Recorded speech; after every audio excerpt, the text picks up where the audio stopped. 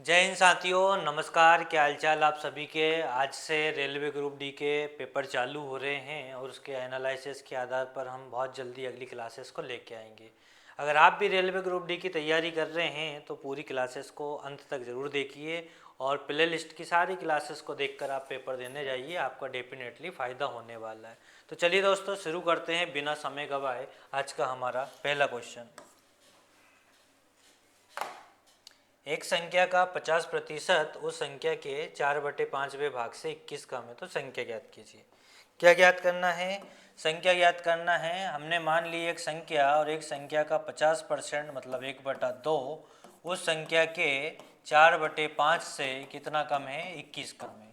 तो ये हो जाएगा 1/2 और इधर लेके आएंगे इसको तो 4x/5 बराबर माइनस में 21।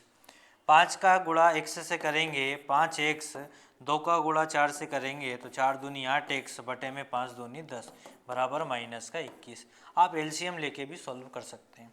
यहाँ बचेगा माइनस का 3x बराबर माइनस 21 और जो बटे का 10 है वो कहाँ चला जाएगा? इनटू में चला जाएगा। 3 से 21 काटेंगे 7 बार और 7 का गुणा 10 से करेंगे तो 70 हमारा यहाँ पे क्या बनेगा? राइट आंसर बनेगा। चलिए दूसरा क्वेश्चन क्या बताना है? स्क्वायर रूट बताना है और स्क्वायर रूट 225 का स्क्वायर रूट होता है 15 और 144 का होता है 12। तो राइट आंसर बनेगा 15:12। ऑप्शन नंबर डी हमारा यहाँ पे क्या हो जाएगा? राइट हो जाएगा। अगले क्वेश्चन की ओर चलते हैं। यदि आयत की लंबाई 15% बढ़ जाती है, 15% की जो भिन्न होती है वो होती है 3/20 और 20% चौड़ाई घट जाती है, 20% की जो भिन्न होती है वो होती है 1/5। ये बढ़ रही है और ये घट रही है तो ये हो जाएगा 20 से 23 और ये हो जाएगा 5 से 4। 20×5 100 और 23 चौके 92। कितने की कमी आई है? 8 की कमी आई है। काई पे आई है? 100 पे और इंटू में 100। 100 से 100 कट जाएगा तो 8% की यहाँ पे क्या आएगी? कमी आएगी। दोस्तों मोस्ट क्वेश्चन है। आप 100 बाई वाले कॉन्सेप्ट से भी कर सकते हैं। किस तरह से कि 15 बढ़ गई है तो प्लस का 15 और 20 घटी है तो माइनस का 20। प्लस माइनस माइनस 15 इंटू में 20 बटा में क्या हो गया? 100 हो गया। यहाँ बचेगा माइनस का 5 और ये 20×5 100, 5×3 15 तो माइनस का 3। -5 और -3 -8% मतलब 8% की क्या होगी? कमी होगी। ऑप्शन नंबर सी हमारे यहाँ पे क्या हो जाएगा? राइट हो जाएगा। आई होप समझ में आ रहा होगा आप सभी को। चलिए अगले क्वेश्चन की ओर चलते हैं।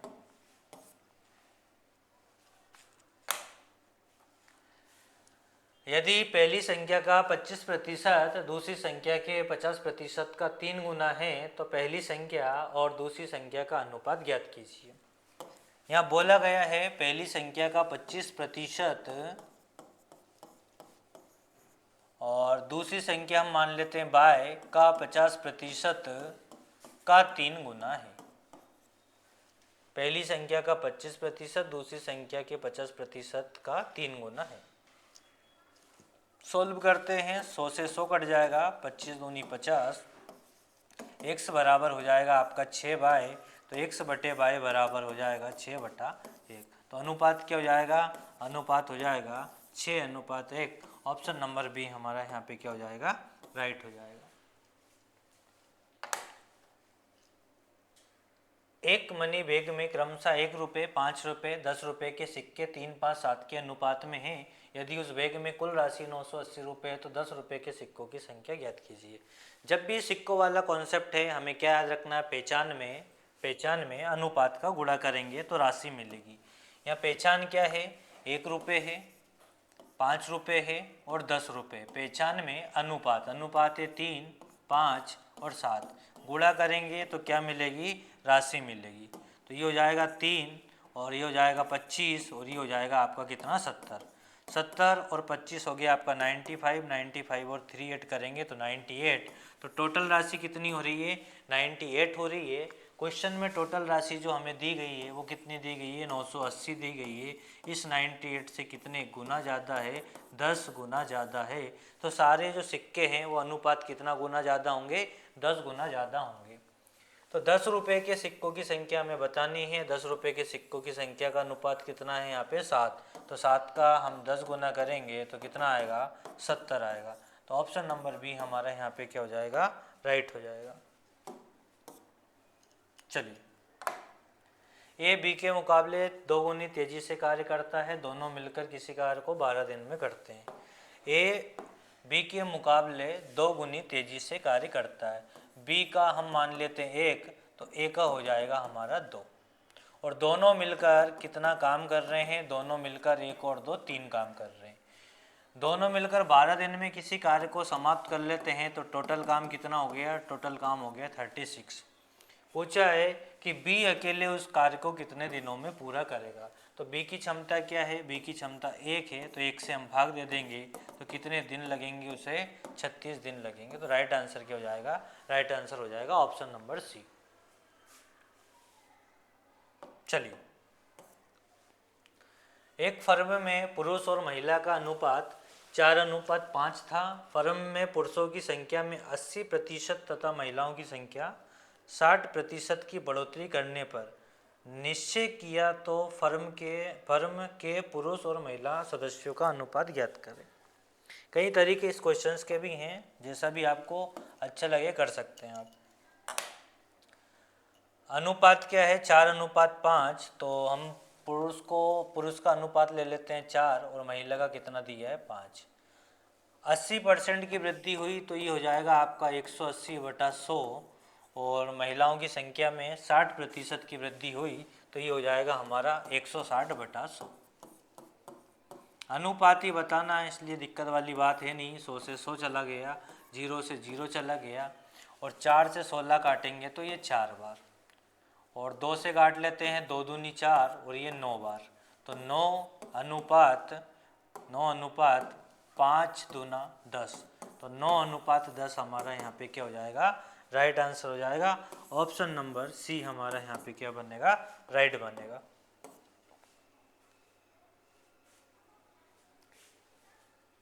पढ़िए क्वेश्चन, दो संख्याओं का महत्तम 19 और उनका लघुत्तम लघुत्तम समावर्ती के 2 अन्य गुणनखंड दिए। एलसीएम नहीं दिया है, उसके खंड दिए कितने 13 और 11।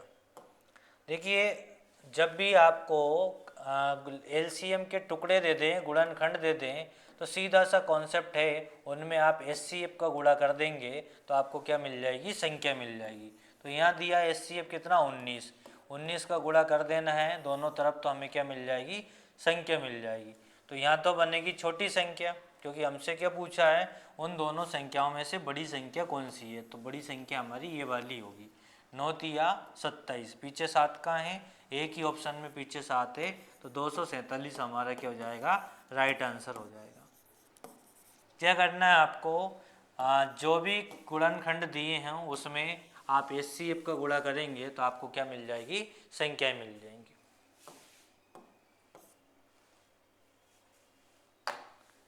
एक किसान के घर में मुर्गियां और बकरियां हैं, उनके सिरों की कुल संख्या 42 और उनके पैरों की संख्या 138 है, तो मुर्गियों की संख्या ज्ञात कीजिए। विलोपन मेथड वाला क्वेश्चन है। x + y बराबर दिया है 42 और 2x + 4y बराबर दिया है 138 और हमें बताना है क्या है, हमें बताना है x की वैल्यू। पर आप विलोपन से ना गुजरें, सीधा सा कॉन्सेप्ट याद रख लें, पैरों में 2 से डिवाइड करना है और सिरों को घटाना है। तो इससे क्या मिलेगी, इससे मिलेंगे 4 पैर वाले, क्या मिलेंगे 4 पैर वाले। इतना सा कॉन्सेप्ट आपको याद रख लेना। तो यहाँ पे टोटल पैर कितने दिए हैं 138 में 2 का भाग देंगे और सिरों को घटाएंगे, सिर कितने हैं 42। 2 छंगे 12 और 2 नम्मे 18। 69 में से हम 42 को माइनस करेंगे तो ये बचा 7 और ये बचा 2। 27 जो है वो 4 पैर वाले हैं और हमसे पूछा क्या गया है मुर्गियों की संख्या, मतलब 2 पैर वाले। 4 पैर वाले कितने आए 27। अगर हमसे बकरियां पूछते तो हमारा राइट आंसर क्या होता 27 होता, और हमसे बकरियां नहीं पूछी है, मुर्गियों की संख्या पूछी है।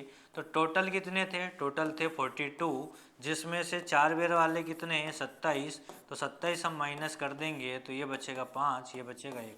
15 मुर्गियाँ वहाँ पे उपस्थित थी, तो राइट आंसर क्या हो जाएगा ऑप्शन नंबर ए हमारा राइट हो जाएगा।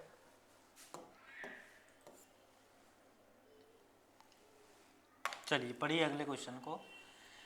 एक मंदिर में क्रमशः 12, 16, 24 और 36 मिनट के अंतराल में 4 घंटियां बजती हैं।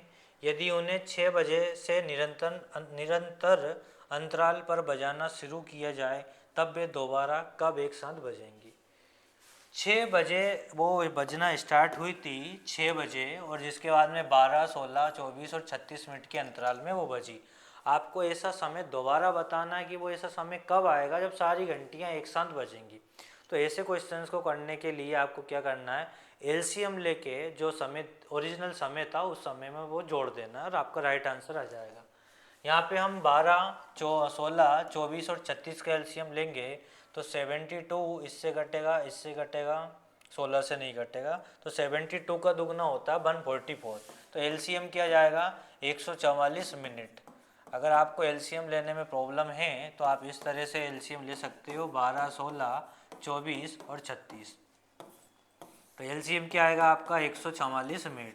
144 मिनट के बाद वो समय आएगा, तो 144 मिनट को अगर हम घंटे में कन्वर्ट कर लें तो 60 से हम भाग देते हैं तो ये हो गया हमारा 2 घंटे, क्योंकि 60 दूनी 120 और 24 मिनट। 6 बजे आपकी घंटियां बजी थी, वापस कब आएगा वो समय, तो 6 में 2 जोड़ देंगे तो 8 घंटे और 24 मिनट में वो समय आएगा। ये 8:24 पर वो समय आएगा जब सारी घंटियां दोबारा एक साथ बजेंगी। तो 8:24 हमारे किस ऑप्शन में है, ऑप्शन नंबर ए में। तो ऑप्शन नंबर ए हमारा यहाँ पे क्या हो जाएगा, राइट हो जाएगा। इस तरह के सवालों में क्या याद रखना है, एलसीएम लेना है और एलसीएम लेके आपको ओरिजिनल समय में जोड़ देना। तो ओरिजिनल समय यहाँ पे क्या है, ओरिजिनल समय यहाँ पे था आपका 6 बजे। चलिए अगले क्वेश्चन की ओर चलते हैं। एक व्यक्ति अपनी यात्रा के पहले 176 किलोमीटर की दूरी 16 किलोमीटर प्रति घंटा की चाल से और अगले 64 किलोमीटर की दूरी 32 किलोमीटर प्रति घंटा की चाल से तय करता है। यात्रा के पहले 240 किलोमीटर की दूरी में लगभग उसका औसत चाल क्या था। देखिए औसत चाल के लिए क्या कॉन्सेप्ट याद रखना है आपको, औसत चाल बराबर कुल दूरी बटे कुल समय।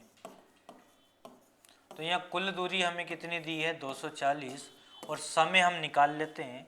176 जो है वो 16 से गए, 16 से गए तो 16 से 16 कम 16 और 16 कम 16, 11 घंटे तो इधर लग गए। और 64 किलोमीटर की दूरी 32 से गए हैं तो 32 दूनी 64, 2 घंटे यहाँ लगे। तो 11 और 2 कितने, टोटल 13 घंटे यहाँ पे लग चुके हैं। 13 से हम भाग देंगे, हमारा आंसर आ जाएगा। ठीक है, 13 से भाग दे लेना, आंसर आपका आ जाएगा ए बी सी डी, इनमें से कोई सा आंसर मिल जाएगा आपको। चलिए, एक समचतुर्भुज के विकर्णों की लंबाई 16 और 12 है, तो समचतुर्भुज के भुजा की लंबाई ज्ञात कीजिए। समचतुर्भुज के आपको क्या दिए हैं, आपको विकर्ण दिए हैं, कितने दिए हैं 16 और 12। क्या दिया है, एक 16 दिया है और एक दिया है 12। ये 16 है और ये है 12 आपका।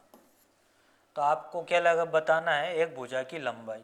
अगर ये 16 है, ये 12 है, तो ये 6 हो जाएगा और ये 6 हो जाएगा, और ये 16 है तो ये 8 हो जाएगा और ये 8 हो जाएगा। तो 8 और 6 में हम क्या लगा देंगे, पाइथागोरस प्रमेय लगा देंगे। तो कर्ण का वर्ग बराबर लंब का वर्ग प्लस आधार का वर्ग। यहाँ से भी आप वर्ग हटा दो, डायरेक्ट क्वेश्चन का आंसर निकाल लो। 8 का वर्ग 64 और 6 का वर्ग 36। 64 और 36 हो गया 100, और 100 की करनी निकालेंगे तो कितना आ जाएगा 10। तो इस भुजा का मान कितना आ गया, इस भुजा का मान आ गया 10। और डायरेक्ट भी अगर आप याद रखना चाहो तो याद रख सकते हो, जब भी आपको समचतुर्भुज की भुजा बतानी हो तो रूट में विकर्णों के आधा जोड़ के स्क्वायर कर देना है। D1/2 का होल स्क्वायर, D2/2 का होल स्क्वायर। तो ये बराबर यहाँ पे एक विकर्ण कितना दिया है 16, तो 16 का 8 हो गया, 8 का वर्ग 64, और दूसरा विकर्ण कितना दिया 12, 12 का आधा हो गया 6, और 6 का स्क्वायर करोगे तो 36, 36 और 64 हो जाएगा 100, और 100 कितना, 100 का जो रूट निकलेगा वो कितना निकलेगा 10 निकलेगा। तो राइट आंसर हमारा यहाँ पे बनेगा ऑप्शन नंबर ए। दोनों मेथड सिंपल है, जिससे अच्छा लगे उससे कर सकते हैं। त्रिभुज एबीसी एक समबाहु त्रिभुज है। त्रिभुज एबीसी जो है एक समबाहु त्रिभुज है और ओ इसके परिवृत्त का केंद्र है। भाई एक त्रिभुज है और वो किसके अंदर बना है, वो बना है एक वृत्त के अंदर। और कौन सा त्रिभुज है भाई, समबाहु त्रिभुज है। इसका केंद्र क्या है, ओ है, ये ओ है। यदि त्रिभुज की भुजाएं 6 सेंटीमीटर हैं तो भाई त्रिभुज की जो भुजाएं हैं वो 6 सेंटीमीटर होंगी तीनों। क्यों, क्योंकि यहाँ बोला गया है समबाहु त्रिभुज। तो आपको बताना है कोण बी ओ सी का मान, है ना, A B C, B O सी का मान आपको बताना, ये वाला। देखो ये पहली बात तो ये क्या समबाहु त्रिभुज है तो इसके जो तीनों कोण हैं वो कितने कितने डिग्री के होंगे, 60 डिग्री के होंगे। और आपको ये वाला कोण बताना है, ये वाला एंगल आपको बताना है। तो याद रखना है कि त्रिभुज के केंद्र पर जो कोण बना होता है वो परिधि पर बने कोण का 2 गुना होता है। तो यहाँ पे जो 60 है तो यहाँ पे कितना हो जाएगा, 120 हो जाएगा। तो इसका आंसर जो है वो क्या हो जाएगा, 120 डिग्री। तो किस ऑप्शन में 120 डिग्री है, ऑप्शन नंबर सी हमारा यहाँ पे क्या हो जाएगा, राइट हो जाएगा। तो चलिए दोस्तों अगले क्वेश्चन की ओर चलते हैं। एक्स स्क्वायर, ये माइनस नहीं होगा, ये एक्स स्क्वायर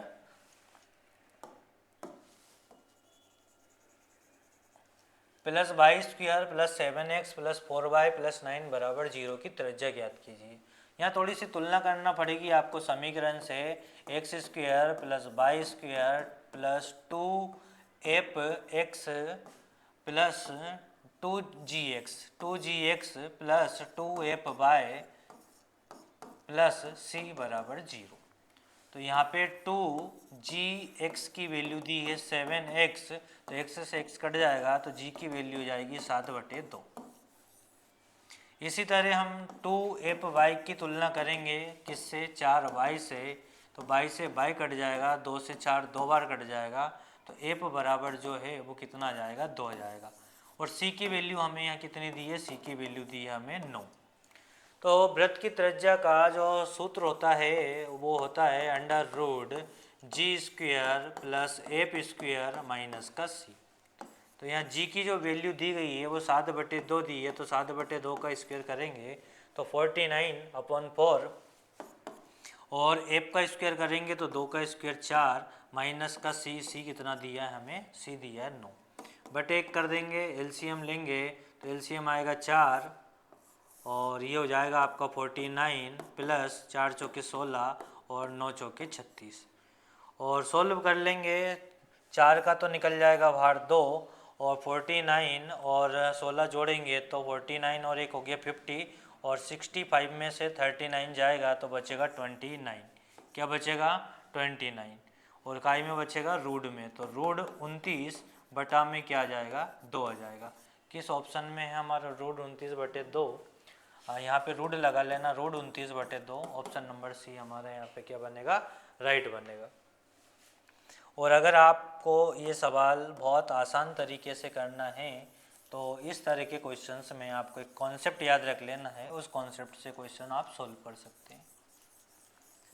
किस तरह का कॉन्सेप्ट कि आपको सबसे पहले लगा लेना है रूट, और इसका आधा, तो 7 का आधा हो गया 7/2 का होल स्क्वायर, प्लस इसका आधा तो 4 का आधा क्या हो गया 2 का होल स्क्वायर, माइनस ये संख्या पूरी, तो 3 का मतलब 9 को 9 रख लेंगे, इसका स्क्वायर नहीं करना। इस तरह से आप इसको सोल्व करेंगे तो भी आपकी वृत्त की त्रिज्या मिल जाएगी आपको। चलिए 5 tan थीटा बराबर 4 है तो 5 sin theta minus 3 cos theta, cos alpha है भाई, थीटा नहीं है, अल्फा, अल्फा हो थीटा हो कोई दिक्कत नहीं है। तो यहाँ पे हो जाएगा आपका tan अल्फा बराबर 4/5। तो tan को हम लिख सकते हैं sin अल्फा बटे में cos अल्फा, और बराबर में हो गया 4/5। sin की जगह हम 4 रखेंगे, cos की जगह हम क्या रखेंगे 5। तो sin की जगह हम 4 रखेंगे तो 5 चौके हो गया हमारा 20, और माइनस का cos की जगह क्या रखना, 5 रखना, तो 5 दिया 15, और बटे हो जाएगा 5 sin, तो 5 इंटू 4 करेंगे तो 20, और प्लस का 2 cos की वैल्यू है 5, 5 दूनी 10, तो 10 हम डायरेक्ट लिख सकते हैं, 5 दूनी 10। तो ये कितना बचेगा, ये बचेगा 5 और ये हो जाएगा आपका 30। सॉल्व करेंगे, 5 एकम 5, 5 छेंगे 30, 1/6 हमारा बनेगा यहाँ पे राइट आंसर। अच्छा क्वेश्चन है, स्क्रीनशॉट ले सकते हैं आप।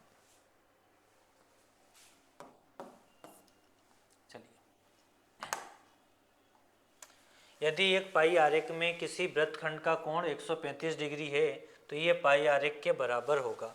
देखिए यहाँ पे दिया है 135 डिग्री और आपको भिन्न बतानी है, तो बटे में क्या हो जाएगा, 360 हो जाएगा। सॉल्व करते हैं, 5 से काटेंगे, 5 दूनी 10 और 5 साते 35। यहाँ काटा अपन ने 5 7 35, 5 दूनी 10। 9 से काटेंगे, 9 तिया 27, 9 8 72, 72। तो 3/8 हमारा क्या हो जाएगा, राइट हो जाएगा। ऑप्शन नंबर बी हमारा यहाँ पे क्या बन जाएगा, सही बन जाएगा। उस सबसे लंबे स्तंभ की लंबाई ज्ञात कीजिए जिसे 10 मीटर, 8 मीटर और 6 मीटर विमाओं वाले कमरे में रखा जा सकता है। देखो ये क्वेश्चन बहुत बार पूछा जाता है, नए नए रूप में पूछा जाता है। कमरे में बड़े से बड़ी बांस की लंबाई ज्ञात कीजिए, छड़ की लंबाई ज्ञात कीजिए, है ना। तो इस तरह के क्वेश्चन में आपसे पूछा जाता है सिर्फ घनाभ का विकर्ण। तो घनाभ का विकर्ण का फॉर्मूला लगाना है, लंबाई का वर्ग प्लस चौड़ाई का वर्ग प्लस ऊंचाई का वर्ग। तो 10 का स्क्वायर हो गया हमारा 100, 8 का स्क्वायर हो गया 64 और 6 का स्क्वायर हो गया 36। तो ये हो जाएगा हमारा 100, 64 और 36 200। 36 और 64 100 हो गया, 100 में 100 जोड़ा तो 200, और 200 को लिख सकते हैं हम क्या, 10 गुणा 10 गुणा 2। तो ये हो जाएगा 10√2। किस ऑप्शन में 10√2 है, ऑप्शन नंबर सी हमारा यहाँ पे क्या बन जाएगा, राइट बन जाएगा। चलिए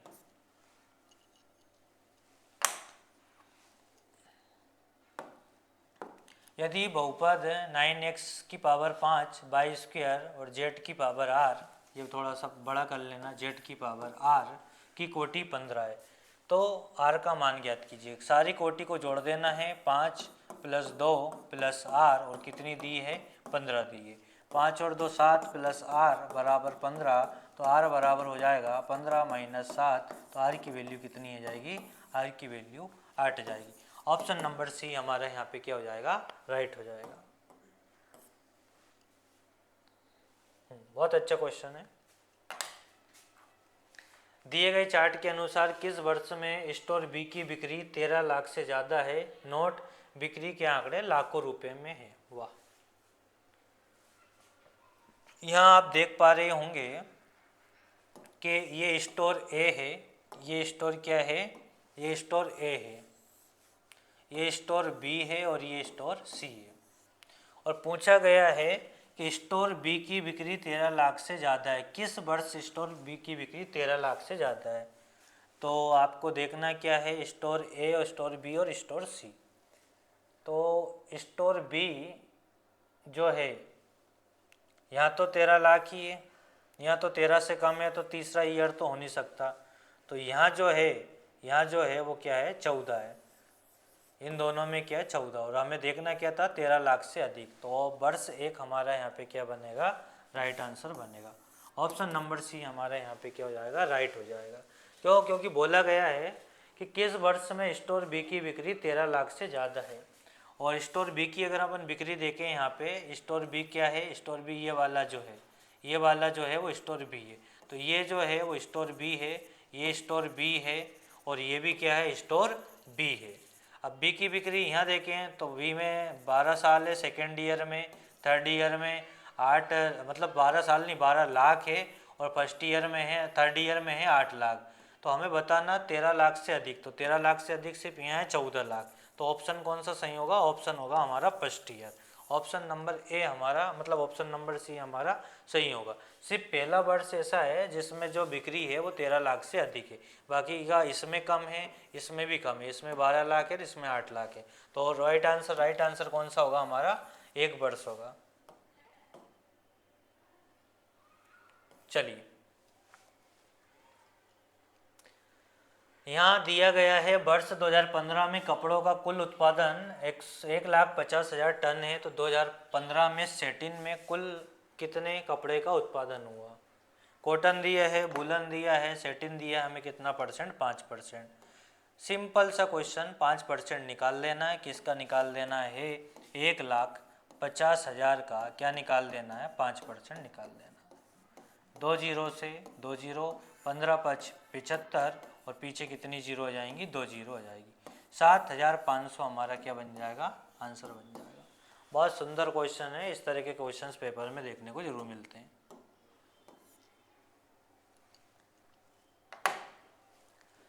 अंग्रेजी वर्णमाला के एक अक्षर को यादृच्छिक रूप से चुना जाता है तो इस प्रकार के चुने हुए अक्षर में स्वर होने की प्रायिकता ज्ञात कीजिए। देखिए, अंग्रेजी वर्णमाला में स्वर कितने होते हैं? स्वर होते हैं आपके 5। और व्यंजन पूछता तो व्यंजन कितने होते हैं? 21 होते।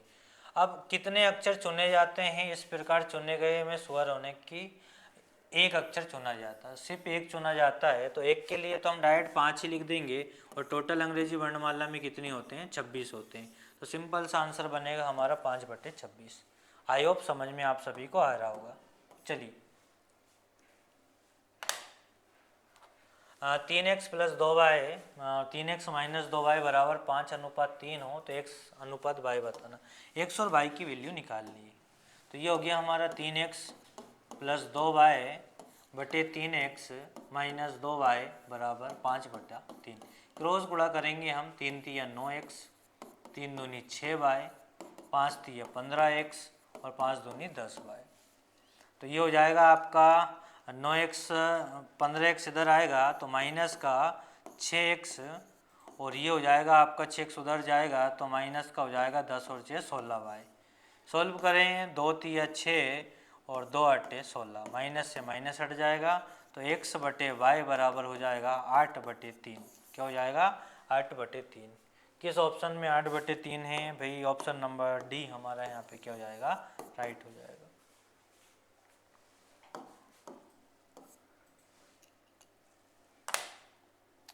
कमल किसी कार्य को 14 दिनों में पूरा कर सकता है। विमल कमल से 40% अधिक कार्य कुशल है, तो विमल अकेले उसी कार्य को कितने दिनों में पूरा करेगा?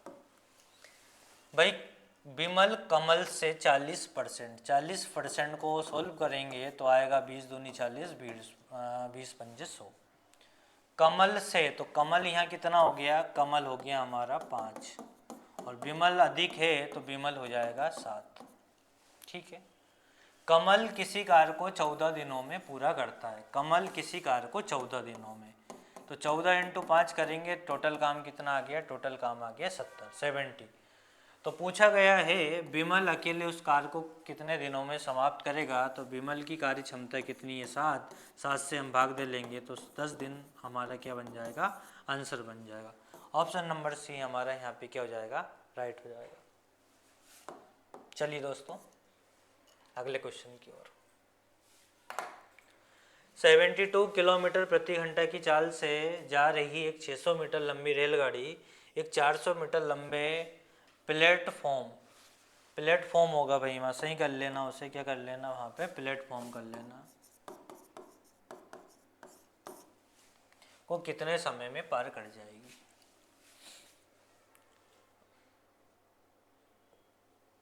देखिए, सबसे पहली बात तो यहाँ पे जो किलोमीटर प्रति घंटा में चाल दी है, इसे आप पहले मीटर प्रति सेकंड में बदलेंगे तो 5/18 का गुणा करेंगे। 18 चौके 72, 5 चौके 20, तो चाल कितनी हो गई? 20 हो गई। और दूरी है हमारी 600 मीटर लंबी रेलगाड़ी है, 400 मीटर लंबा पुल है, तो टोटल दूरी कितनी हो जाएगी? टोटल दूरी हो जाएगी हमारी 1000, और समय क्या हो गया हमारा? x। चाल बराबर दूरी बटे समय। 20 से 100 को काटेंगे, 20 पंजे 100 और ये 0, तो x बराबर हमारा आ गया 50 सेकेंड। कितने सेकंड में पार कर लेगी? 50 सेकंड में पार कर लेगी। ऑप्शन नंबर बी हमारा यहाँ पे क्या हो जाएगा? राइट हो जाएगा। ये क्वेश्चन होमवर्क में है, ये क्वेश्चन सभी को करना है और मुझे बताना है इनका अनुपात। क्रॉस गुणा करके आप m और n का मान निकाल लेना। किस तरह से? थोड़ी सी मैं हिंट दे देता हूँ कि m + n बटे m - n और बराबर में 7/3। चलो कर ही लेते हैं। 3 का इधर गुणा करेंगे 3m और प्लस का 3n और बराबर हो गया आपका 7m माइनस का 7n। 3m माइनस का 7m और ये हो जाएगा -7n और उधर जाएगा तो -3n।